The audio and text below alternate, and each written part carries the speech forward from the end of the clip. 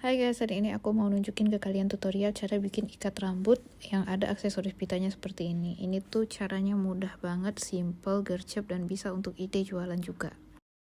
Ini alat dan bahan yang aku pakai, warna benangnya disesuaikan aja ya.